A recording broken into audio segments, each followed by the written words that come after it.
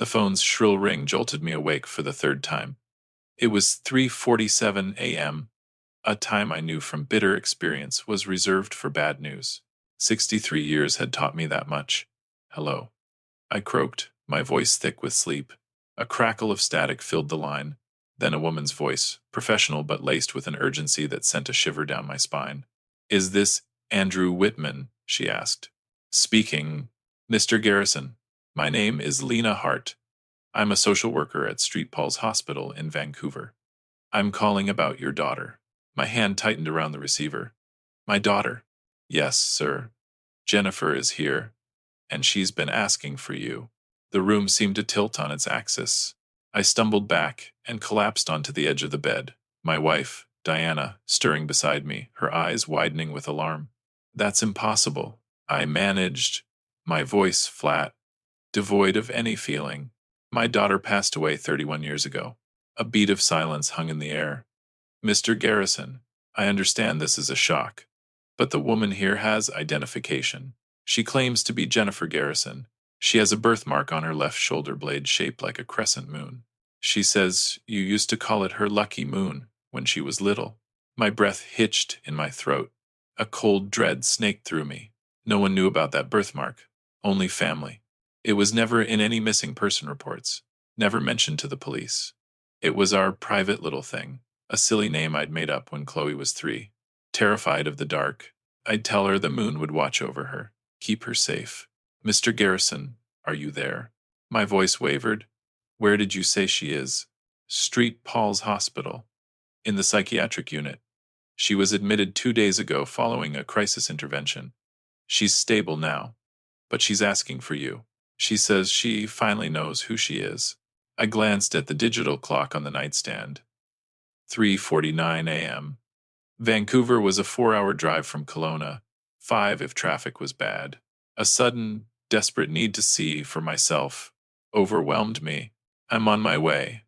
I hung up before she could say another word, before I could overthink this insane possibility. Before 31 years of grief could convince me to stay put. Diana was fully awake now, sitting up in bed, studying me with that cautious look she reserved for when she thought I was about to do something reckless. Who was that? Someone says they've found Chloe. She sat up straighter, the color draining from her face. Bill, I don't. I was already pulling on my jeans, grabbing the rumpled shirt from the chair. I know it sounds crazy, Di, but she knew about the birthmark. She knew about the lucky moon. Diana's face was ashen. We'd had calls before, especially in the first decade after Chloe vanished. Scammers mostly, preying on our pain, regurgitating details from news reports, always getting something wrong. We'd learned to spot them a mile away. But the lucky moon, that was different. That was ours. I'm coming with you, Diana said, reaching for her clothes. No, I said, more gently than I felt. Not yet. Let me see first. If it's real, I'll call you immediately. If it's not, I couldn't finish the sentence. The thought of it being another false hope, another cruel trick of fate. If it's not, I'll fall apart, and I need you to be here, strong and whole, so I have something to come back to. She understood. 42 years of marriage meant she always understood, even when I couldn't find the words. The drive to Vancouver was an eternity stretched across 4 hours. I'd made that drive countless times, but never like this. Never with this agonizing mix of hope and dread churning in my gut. The fragile possibility that Chloe was alive burned like a hot coal against my ribs. I kept the radio off, needing the silence to sift through the memories, to steel myself for whatever lay ahead. Jennifer had been 17 when she disappeared on December 14th, 1993. She'd told us she was going to a friend's house after school. Later, we found out she'd gone to meet a boy. Not the clean-cut kid from her physics class, but an older guy, 23, who worked at a garage on the east side. They'd had a fight, and he'd left her at a bus stop on Hastings Street at 11 p.m., angry and alone in one of the city's most dangerous neighborhoods. She never came home. For 3 years, we searched. Posters went up. The police were involved, and we hired private investigators we couldn't afford. Diana stopped sleeping. I stopped doing everything that wasn't work or searching. Our marriage almost buckled under the weight of it all. Then, in 1996, they found remains. Female, approximately 17 to 19 years old, discovered in a wooded area outside Mission. Dental records were inconclusive. The body had been there too long, the damage too extensive. But there was other evidence. A jacket that resembled the one Chloe had been wearing. A tarnished silver ring that might have been hers. The forensics team said they were 70% certain 70% was enough. We held a memorial service, buried an empty casket, and tried to move on. Some days I even convinced myself I had. I arrived in Vancouver just after 8 in the morning. St. Paul's Hospital was in the downtown core, a sprawling complex I had driven past 1,000 times without ever truly seeing it. Now, it loomed before me, massive and indifferent, a silent witness to countless tragedies and miracles. I found parking, walked through the sterile main entrance, and asked for Lena Hart at the information desk. She met me in the lobby 15 minutes later. Late 30s, weary but kind eyes, the kind of face that had seen too much suffering and yet somehow retained its compassion. "Mr. Garrison, thank you for coming so quickly," she said, shaking my hand. "I want to prepare you before you see her. Jennifer has been through significant trauma. She's had what we believe is a dissociative episode triggered by recovered memories. She's been living under a different name for the past 3 decades. What name? Melissa Morrison. She's been in Vancouver the whole time, Mr. Garrison, working various jobs, mostly in the service industry. She's been homeless intermittently. 3 days ago, she saw a poster, one of the old missing person posters for Jennifer Whitman. Someone had shared it on social media as part of a cold case awareness campaign. When she saw the photo, something broke open. We walked through corridors that smelled of antiseptic and floor polish, the scent of sickness and healing. My heart hammered against my ribs, a frantic drumbeat threatening to overwhelm me. "She's been having flashbacks," Lena continued. "Fragments of memory. A house with blue shutters. A mother who made cinnamon rolls on Saturday mornings. A father who built her a treehouse but was afraid of heights himself, so she had to climb up first to test if it was safe." I stopped walking, the world suddenly blurring around the edges. The treehouse. I'd almost forgotten about the treehouse. It had been in our backyard at our old house, the one we had sold after Chloe disappeared because we couldn't bear to look at her empty room anymore. I had built it that summer when she turned 9, determined to give her the childhood she deserved. She had laughed hysterically, watching me tremble on the ladder, gripping the rungs so tightly my knuckles turned white. "Mr. Garrison, the treehouse," I said, my voice a strangled whisper. "I built it. I was terrified of heights." Lena's expression softened. "Then you should know before we go in that she's scared too. She's scared you'll be angry, scared you'll blame her for disappearing, scared you won't believe her, or worse, that you will believe her and won't want her back after all these years. That's insane. Trauma isn't rational, Mr. Garrison." She stopped outside, a door marked 412. "She's in here. I'll give you some privacy, but I'll be right outside if you need anything." She pushed the door open. The room was small, impersonal, standard hospital setup: bed, chair, a narrow window with the blinds half drawn. A woman sat in the chair by the window, backlit by the morning sun, her face obscured in shadow. She stood up slowly as I entered, as if her legs might buckle beneath her. I couldn't move, couldn't breathe. She was older, of course, 48 now, not 17. Her hair was shorter than Chloe's had been, darker, streaked with premature gray. She was too thin, her face etched with the hard lines of a life I hadn't witnessed. She wore donated clothes, sweatpants, and a faded t-shirt, and stood with her shoulders hunched, as if trying to make herself invisible. But her eyes were Chloe's eyes. The same unusual color, gray-blue with flecks of green, the same way of looking at you, direct and slightly defiant. Even when she was scared, "Dad," the word shattered me into a million pieces. I had imagined this moment 1,000 times in the years after she disappeared. In my fantasies, I had always been strong, composed, the unwavering pillar she could lean on. Instead, I stood there, trembling, tears streaming down my face, completely speechless. She took a hesitant step forward. I don't remember everything yet, but I remember you. I remember the treehouse. I remember you teaching me to ride a bike in the driveway, how you ran behind me for 3 hours, even though your back was killing you. I remember the way you'd read me Narnia books before bed, doing all the different voices. Chloe Garrison, I don't know if I can be her again. Her voice cracked, raw with vulnerability. I don't know if I'm still that person. I've been someone else for so long. I closed the distance between us in 3 strides and pulled her into my arms. She was stiff at first, hesitant. Then she collapsed against me like a puppet with severed strings. She smelled wrong, not like my daughter, not like the girl who had used strawberry shampoo and worn too much of her mother's perfume. She smelled like hospital soap and fear and decades of hard living. But when I closed my eyes, I could feel the shape of her, the way her head fit against my shoulder, the way she had always been tall for her age, almost as tall as me by the time she was 15. You're alive, I whispered, my voice thick with emotion. You're alive. That's all that matters. We stood there for a long time, locked in an embrace that spanned decades. Eventually, we sat down, she in the chair, me on the edge of the hospital bed, and slowly, haltingly, she began to tell me what she remembered. The night she disappeared, she had gotten off the bus on Hastings Street. She had been crying, angry at the boyfriend, angry at herself for lying to us, angry at the whole world. She had started walking, not really paying attention to where she was going. Someone had approached her, a woman, friendly, concerned, who asked if she was okay and offered to buy her coffee, get her somewhere safe. Everything after that was fragments, scattered pieces of a nightmare.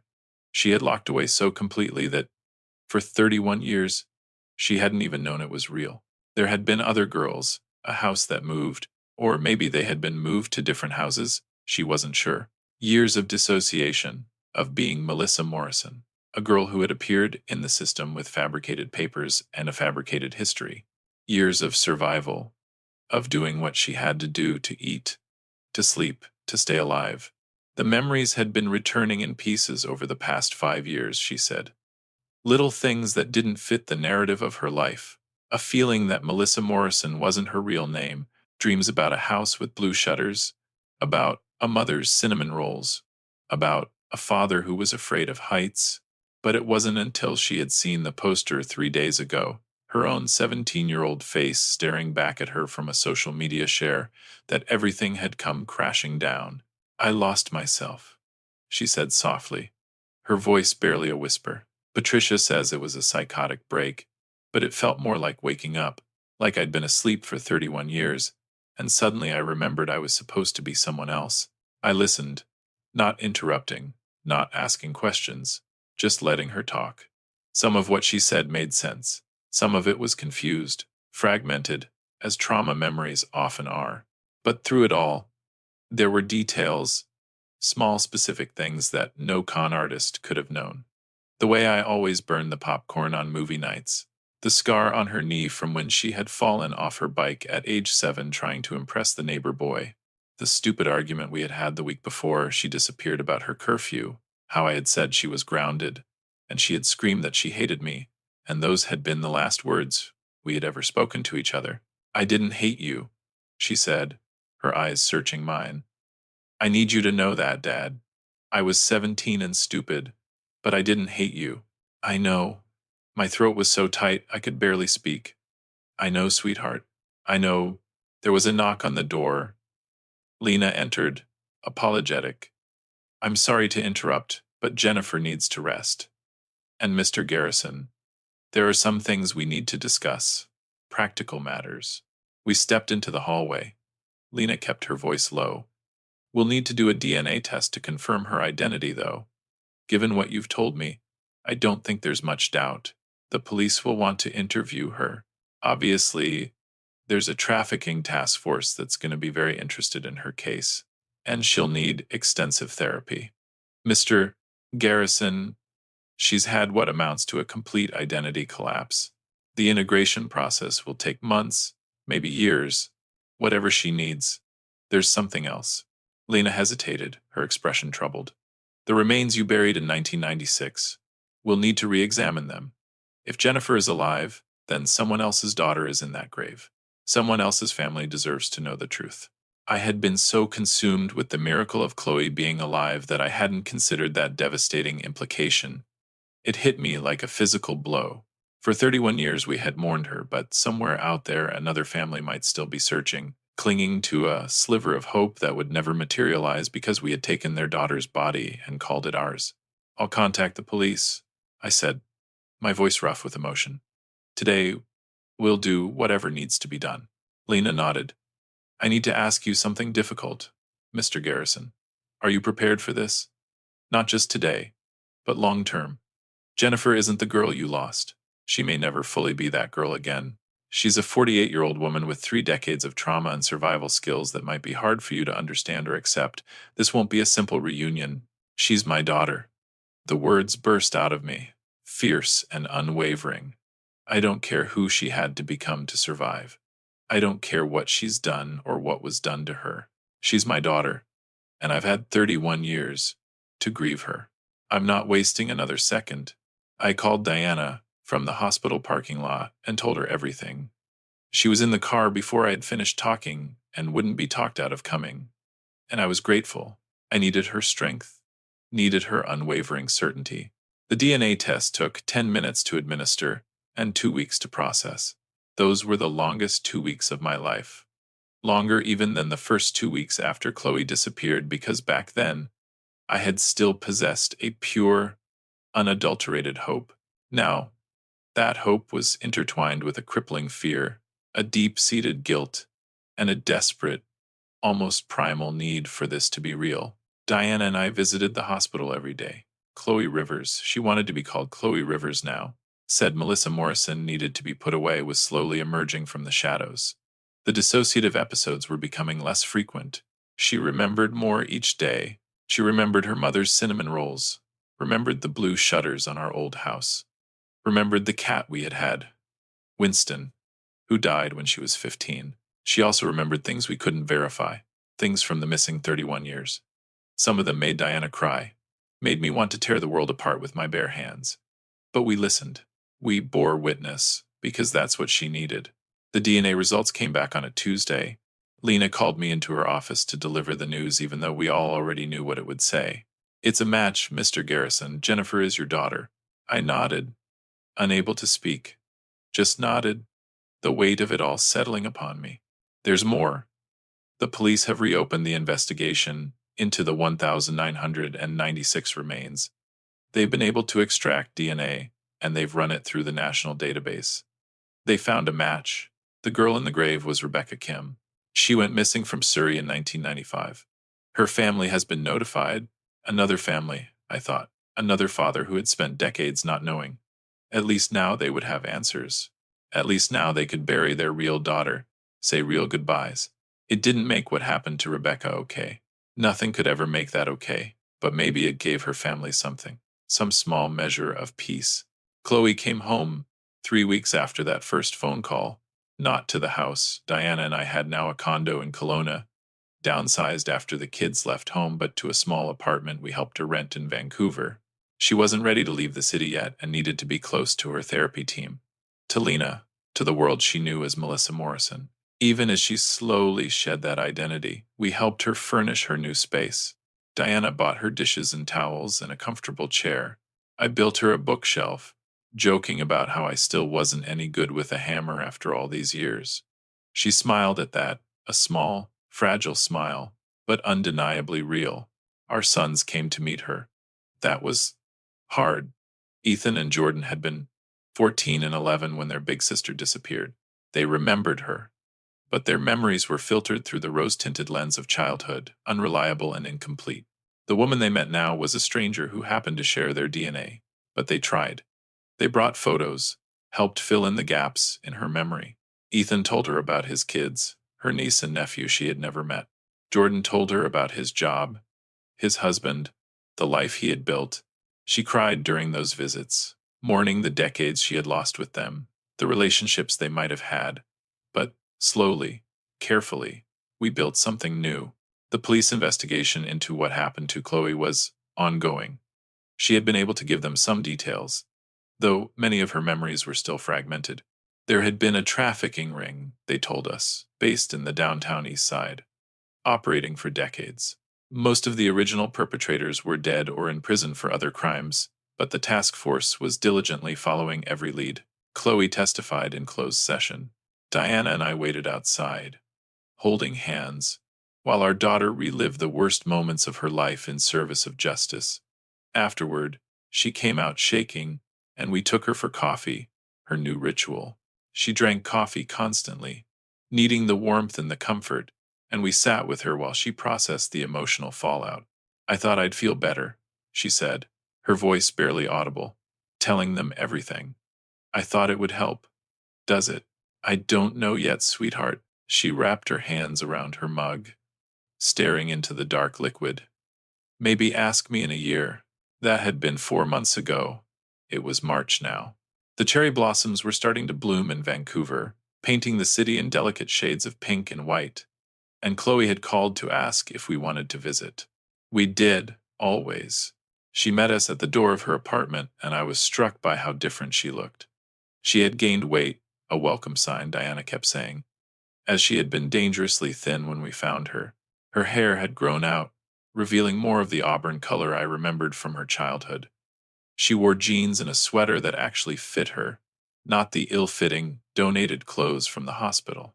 She looked more like herself, not the 17-year-old who disappeared, and not entirely Melissa Morrison either, but someone new, someone who was learning to be both.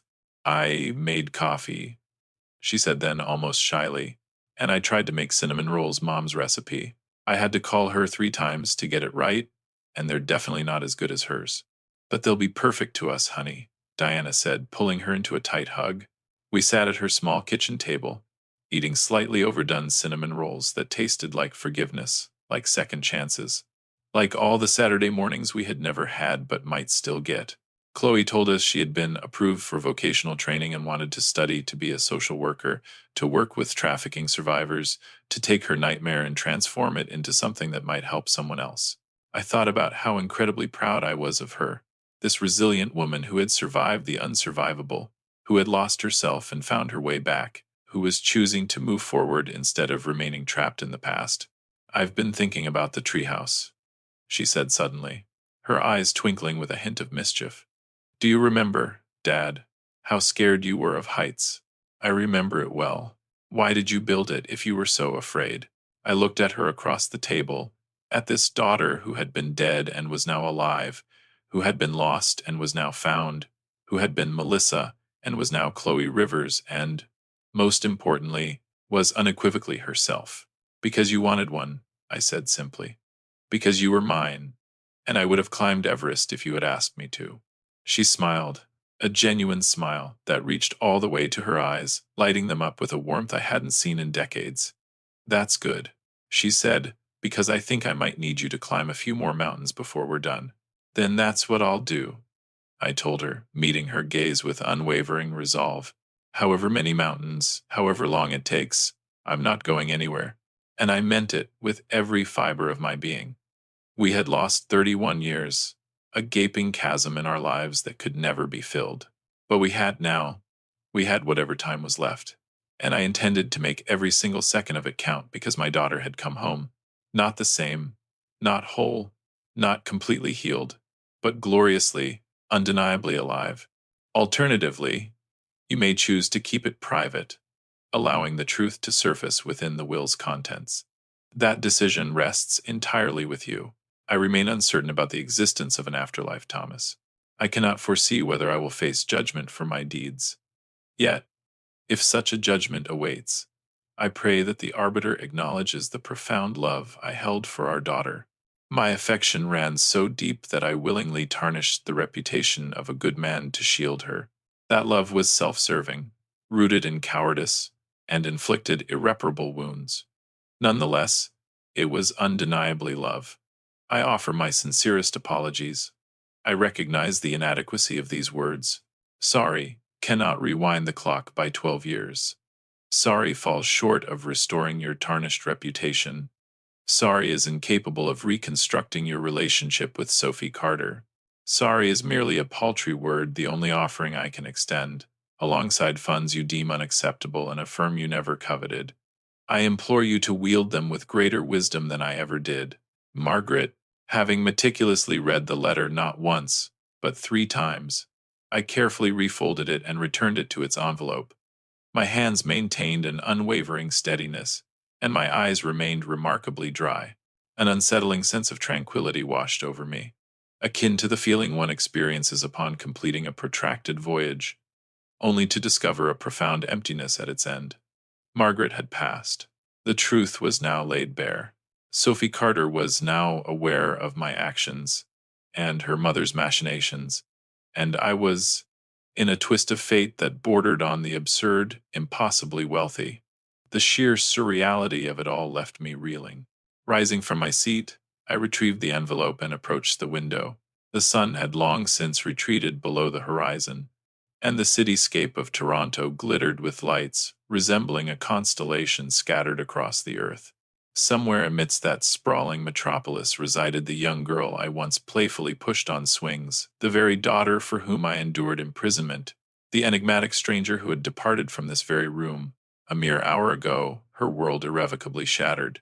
I should have felt vindicated, justified, or perhaps anything, other than this overwhelming, desolate weariness. Yet all that consumed me was an all-encompassing exhaustion.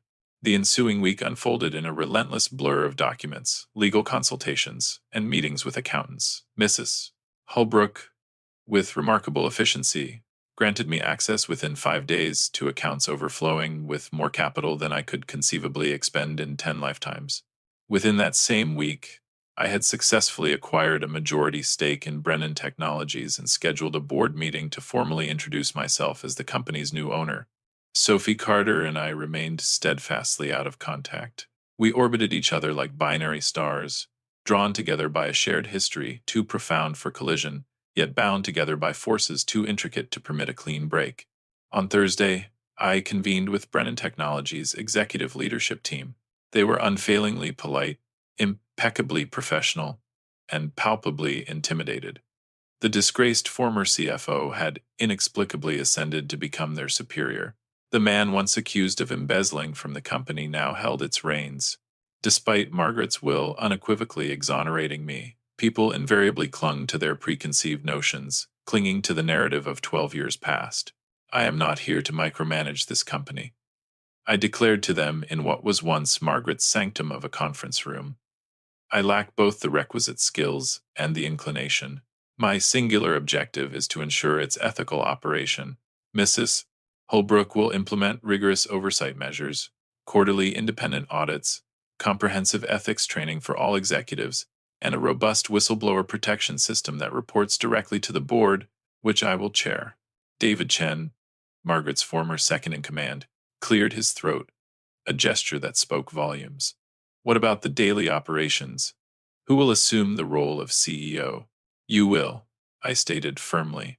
As interim CEO, pending formal approval from the board, you've been effectively performing the role for the past 5 years.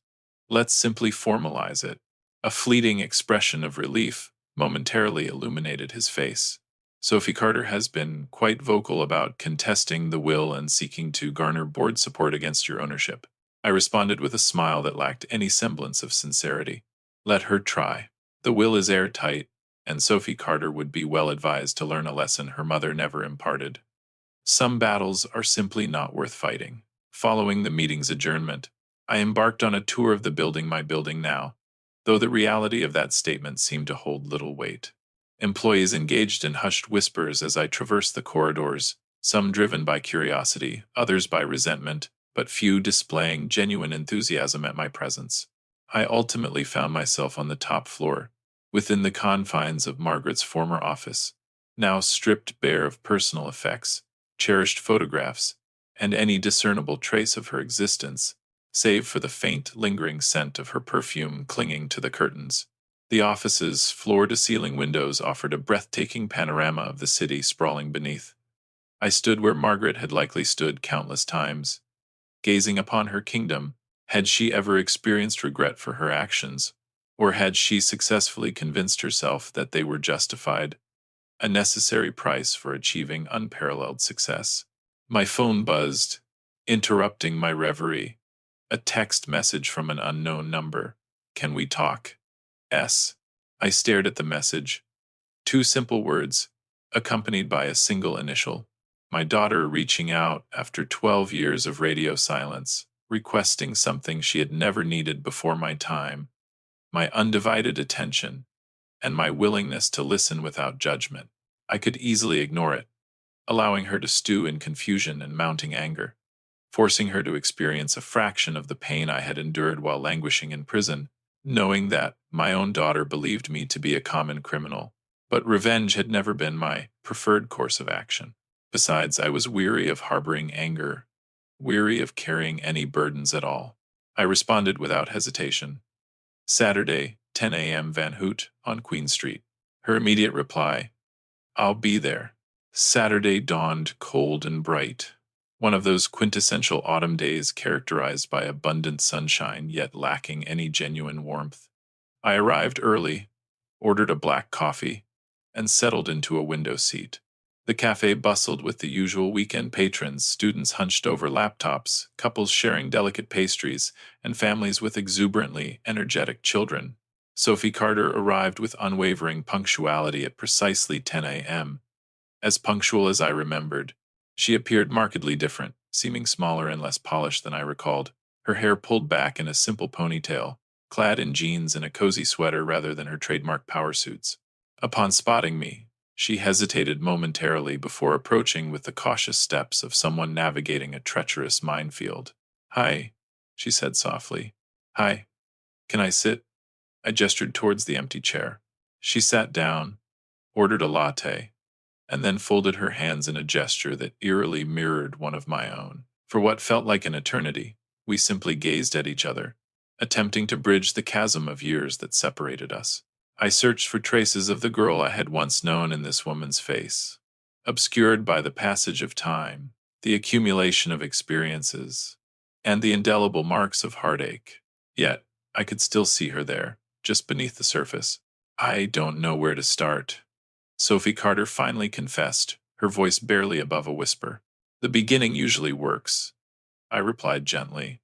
She offered a faint smile, a fleeting glimpse of our shared sense of humor. "Which beginning?" There seem to be several versions floating around, and I no longer know which one holds the truth. "The true one," I said with conviction. "That's always best." She inhaled deeply, as if gathering her courage. "I remember you as the best dad. You attended all my soccer games, helped me construct the science fair volcano that almost blew up the kitchen, taught me to ride a bike, always reminding me that it was okay to be scared, but that I had to try anyway. You made me feel capable, like I could do anything." "You were, and you are," I affirmed. "Then, seemingly overnight, you were suddenly branded a criminal. Mom told me you had been stealing from the company for years, betraying us and everyone who had placed their trust in you. She showed me bank statements, illicit transfers, all the seemingly irrefutable evidence, claiming that you had confessed to your crimes. I didn't want to believe it, but the proof was right there in front of me: your confession, your guilty plea, your prison sentence. I remember it all so vividly. I was consumed by anger and utter confusion. How could you throw everything away for something as trivial as money? We already had money, we had success. What more could you possibly need? I came to believe that you loved money more than you loved us, more than you loved me." She paused, swallowing hard as tears welled up in her eyes. "Then Mom died, and that will, that letter. Suddenly, everything I thought I knew turned out to be a lie. You hadn't stolen anything. You had sacrificed everything to protect my career, to safeguard my future.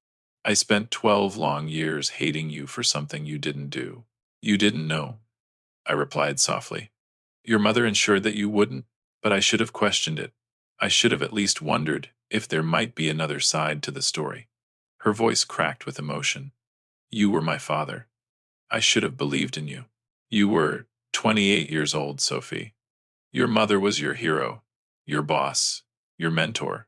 She presented you with what appeared to be irrefutable proof that I was guilty. What else could you have reasonably believed? The truth. Tears streamed down her face now, unbidden and unrestrained. I should have believed in the truth. The truth was skillfully concealed, deliberately hidden from view. Your mother made certain of that. I hate her for lying to you, for allowing you to suffer needlessly, for building her empire upon your sacrifice and never once setting the record straight. And I hate that she's now beyond my reach, that I can't confront her and demand an explanation. She was dying when she wrote that will, with months to reconsider her choices, to change her mind, to keep her secrets buried.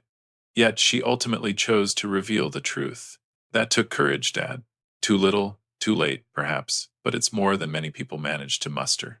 Sophie Carter wiped her eyes with a youthful gesture that tugged at my heartstrings. I've been trying to contest the will. Did you know that? David mentioned it.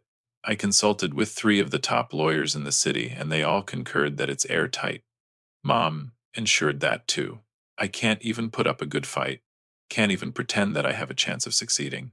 I'm just done. The CEO job I worked tirelessly for 12 years to attain is gone. The substantial inheritance I had always expected is gone. The mother I thought I knew and loved never really existed. The father I hated for all these years turns out to be innocent. My entire life has been built upon a foundation of lies. She laughed, but the sound was laced with bitterness. $25. That's the sum total of my worth. $1 for every year I toiled at a company my mother built on fraud and my father's sacrifice. It's almost poetic. She wanted you to start over, to learn the value of earning your own way rather than simply inheriting a fortune. I countered gently. Maybe she also wanted to punish me for my part in her deception. Or maybe, Sophie Carter posited, her gaze piercing, maybe she wanted to save you. Sophie Carter looked at me searchingly, as if trying to decipher my true motives. What do you want, Dad? You have the money, the company, everything you could ever desire. You could destroy me completely, ensure that I never work in the tech industry again. You could expose Mom's misdeeds to the entire world, revealing my unwitting involvement in her schemes. I don't seek revenge, Sophie Carter, I stated firmly. Then what? What is it that you truly want from me? It was a perfectly valid question, one I had been grappling with myself.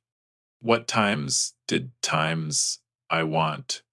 For 12 long years, I had wanted nothing, training myself to need little and expect even less. Now, I suddenly had everything, and yet, I still didn't know what I truly desired. I want you to be okay, I said, the words coming from the depths of my heart. I want you to learn the lessons that your mother never did, that integrity is infinitely more valuable than fleeting success, that who you are as a person is far more important than what you own, that some prices are simply too high to pay, regardless of what you're buying. How am I supposed to do that? I'm 40 years old, Dad. I don't even know how to be anyone other than who Mom molded me into. Then learn, I urged. Start over. Discover who Sophie Carter Brennan truly is, independent of being Helen Blake's daughter, Andrew Blake's victim, or Brennan Technologies CEO. Just Sophie Carter, just you. I don't know how, she confessed, her voice filled with uncertainty. Neither did I admitted. 12 years ago, I was a convicted felon with no job, no money, and no prospects to speak of. I had to relearn how to be human from scratch. It wasn't easy, and sometimes it didn't even seem possible. But I persevered, and I ultimately made it through. How? She pleaded. By accepting that my old life was gone, irrevocably lost, and ultimately undesirable. By finding value in the small, everyday things, Elaine Porter's heartfelt gratitude when I saved her a mere $40 on her taxes, the Patel's daughter's wedding invitation, Caleb Morgan's proud graduation photo. Small, honest, real things. Sophie Carter began to cry openly, her shoulders shaking with the force of her emotion. I don't know if I can do that, Dad. You can, Sophie. You're far stronger than you give yourself credit for. Really, I'm not, she insisted. You came here today, I pointed out gently. That took immense strength. She smiled weakly through her tears. Or perhaps it was merely desperation. Sometimes they're one and the same. We sat in silence for a while, watching the people passing by outside, a young couple holding hands, an elderly man defying the posted signs to feed the pigeons, a child chasing after a runaway balloon. What will you do with the company? Sophie Carter eventually asked, breaking the silence. Keep it running, I replied without hesitation. I will make sure that it's run ethically, and I will try to make it a company that's actually worth inheriting. And then give it back to you, I said. Maybe. Maybe if you earn it. If you become the kind of person who could run it with integrity rather than unchecked ambition. She nodded slowly, absorbing my words. That's fair. Your mother left you $25. I said, but I'm offering you a job. An entry-level administrative assistant position in the ethics compliance department, minimum wage, no special treatment, and absolutely no fast track to management. Just honest work. Sophie Carter's eyes widened in surprise. You're offering me a job? If you want it, if you're willing to start at the very bottom and earn your way up, if you can handle taking orders from people who used to be your subordinates, if you can value the work itself more than the title that goes with it. That's humiliating, she said, her voice barely a whisper. Yes, I replied. Everyone will know who I am, and everyone will laugh at me. Probably, I conceded. Why would you do that to me, Dad? I'm not doing it times to times you, Sophie. I'm offering you a chance to do it times for times yourself. Your mother's will took away the life that you had always expected to lead. This is an opportunity for you to build a better one, but only if you truly want it. I won't force you, and I won't pressure you. The offer is open-ended. Take it or leave it. She looked down at her latte, watching the foam swirling in intricate patterns. I need to think about it. Take your time, I said softly. She stood up, grabbing her coat and purse, and then paused. Dad, yes, I'm sorry for not believing in you, for all the lost years, for everything. I stood as well, facing her squarely. And I'm sorry for the burden you had to carry, for all the lies you were told, for not being there to help you become the person you were always meant to be. Can we? She hesitated, searching for the right words. Can we try again? Not pick up where we left off, because that's impossible, but start fresh, learn who we are now, and try to build something new. I considered whether forgiveness was truly possible, whether trust could ever be fully rebuilt, whether 12 years of painful silence could be bridged by mere intention and effort. We can try, I said finally. She smiled genuinely, a small but undeniably real smile. That's enough, Dad. Trying is enough. She turned and left, disappearing into the bustling crowd of cafe patrons. I sat back down, finished my coffee, and watched the city come to life. Toronto, the place I had fled in shame, afraid to face the consequences of my actions, the place I had eventually returned to, only to find that loss had been transformed into something unexpected. I thought about Margaret's letter, tucked safely in my wallet, her heartfelt confession and her belated penance, and her hope that I would somehow use her ill-gotten wealth more wisely than she ever had. I thought about the company she had built on fraud and sacrifice, now mine to reshape or to destroy as I saw fit. I thought about Sophie Carter walking the city streets, trying to discover who she truly was now that everything she had always believed had turned out to be false. I thought about my job offer, and the opportunity it represented for her to become someone new, someone better. And I thought about myself, Andrew Blake, 63 years old, former CFO, convicted felon, tax preparer, and now, ridiculously, the owner of a $185 million empire. What would I do with it all? The answer came slowly, but with unwavering clarity. I would do exactly what Margaret had asked of me, keep the company running, ensure that it was run ethically, and make it a company that was truly worth inheriting. But I would also do much more. I would use the money to create second chances for others, establishing scholarships for ex-offenders, job training programs for those re-entering society, comprehensive rehabilitation programs, and access to affordable legal aid for those who couldn't afford proper representation, all the things I had desperately wished had existed 12 years ago. When I walked out of prison with nothing but a tarnished record and a deep sense of despair, I would transform Brennan Technologies into a proving ground for Sophie Carter. Not a handout, but a genuine opportunity for her to learn to lead with integrity instead of ambition. A place for her to earn what had been taken from her. And I would keep my humble Vancouver apartment, my simple life, my small accounting practice, because those things were real in a way that wealth never could be earned, chosen, lived, mine in a way that inherited money never would be. The check for Sophie Carter's first paycheck would be worth far more than any inheritance, the first dollar she had ever truly earned, free from her mother's shadow and her father's sacrifice. Maybe she would understand that, and maybe she wouldn't. Maybe she would reject the job offer, the opportunity to start over, the chance to build a new life. It would hurt, but it would ultimately be her choice, her life, her mistakes, her path. I couldn't save her any more than Margaret could have saved me from my own choices, or I could have saved Margaret from hers. We all have to walk our own roads, make our own decisions, and live with the consequences that inevitably follow. But I could offer her a map, a starting point, a first step in the right direction. The rest would be up to her. I stood up, left money on the table for the coffee and a generous tip, and walked out into the crisp autumn sunshine. The air was cold but clean, carrying the scent of car exhaust, roasting chestnuts, and the promise of new beginnings. But first, there was one more stop I needed to make.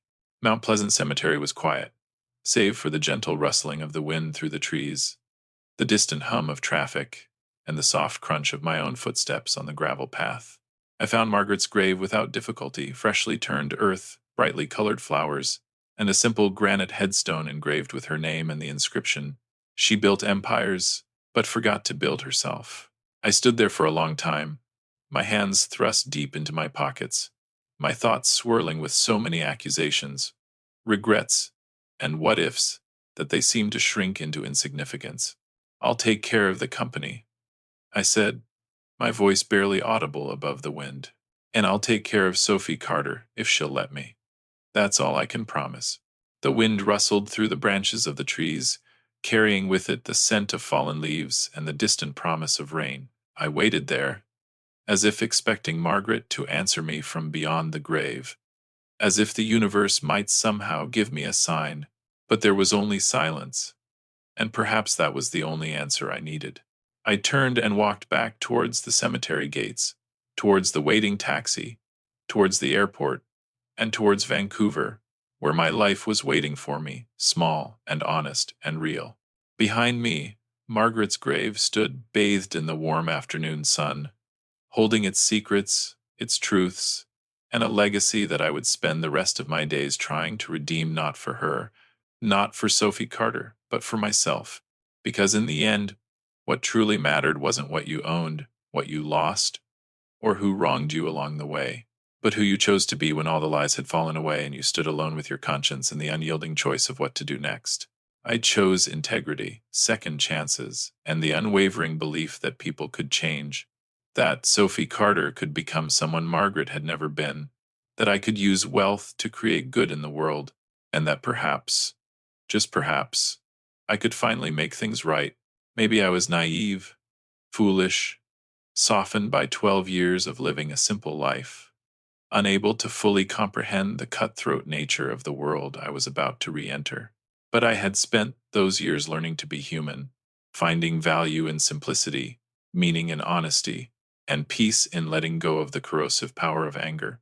I wasn't about to forget those lessons now. The taxi driver asked me for my destination. I gave him the airport address and watched as the Toronto skyline began to recede in the distance, the towering glass skyscrapers, the relentless flow of traffic, the bustling streets teeming with life. My phone buzzed, breaking through my reverie. A text message from Sophie Carter. "I've been thinking about that job offer. Can I have the weekend to decide?" I replied without hesitation. "Take your time, Sophie. The offer doesn't expire." 3 dots appeared on the screen, indicating that she was typing a response. They disappeared, and then reappeared a moment later. Finally, the message arrived. "Thank you for everything, the sacrifice, the chance, for being willing to try. I don't deserve any of it. None of us truly deserve anything, I replied. We just get what we get and try to do something worthwhile with it. The three dots appeared one more time and then disappeared. Then I'll call you Monday, Dad, you'll answer. I put my phone away and gazed out the window as the suburbs of Toronto gradually gave way to rolling farmland and then to the sprawling industrial landscape surrounding the airport. Soon, I would be back in Vancouver, back in my cozy apartment with its ever-present rain and its creaking radiator, back to dealing with Elaine Porter's taxes, the Patel's business questions, and Caleb Morgan's concerns about his car loan, back to my real life. But now, that life came with the added responsibility of a $185 million empire, a company to reshape, and a daughter to help rebuild. It wasn't the ending I had ever expected when Laura Bennett had called me 12 years ago. And it certainly wasn't the ending I would have chosen for myself, but it was mine. The plane took off into a breathtaking sunset sky, carrying me west toward home and forward toward whatever the future held. Below, Toronto shrank into the distance, just another city on the map, holding its secrets in the lives of millions of people trying to figure out who they were and whether redemption was truly possible. I hoped it was, for Sophie Carter's sake, for my own, and for all the others who carried the weight of their past mistakes.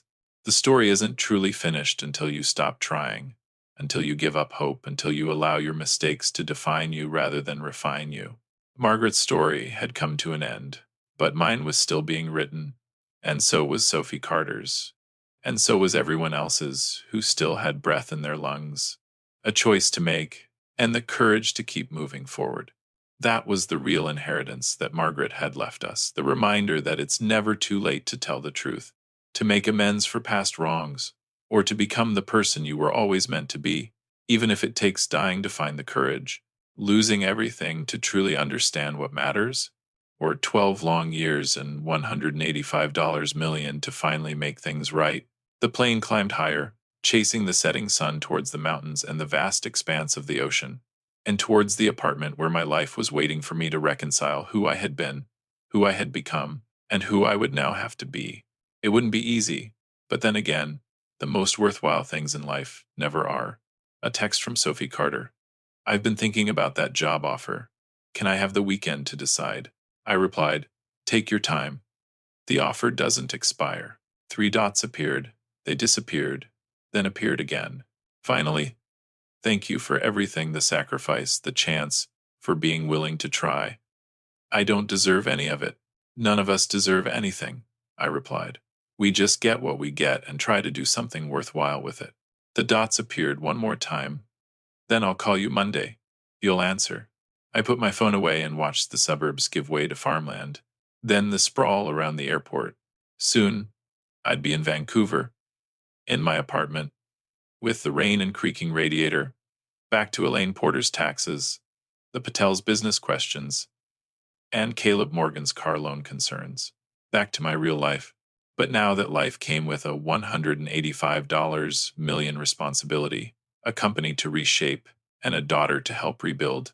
It wasn't the ending I expected when Laura Bennett called, and it wasn't the ending I'd have chosen, but it was mine. The plane took off into a sunset sky, carrying me west toward home and forward toward whatever came next. Below, Toronto shrank, just another city, holding its secrets and the lives of millions trying to figure out who they were and whether redemption was possible. I hoped it was for Sophie Carter's sake, for mine, for all carrying the weight of our mistakes. The story isn't finished until you stop trying, until you give up, until you let mistakes define you instead of refine you. Margaret's story was finished, but mine was still being written, and Sophie Carter's, and everyone's who still had breath and choice and courage. That was the real inheritance. Margaret left the reminder that it's never too late to tell the truth, make amends, or become who you should have been, even if it takes dying to find the courage, losing everything to understand what matters, or 12 years and $185 million to finally make things right.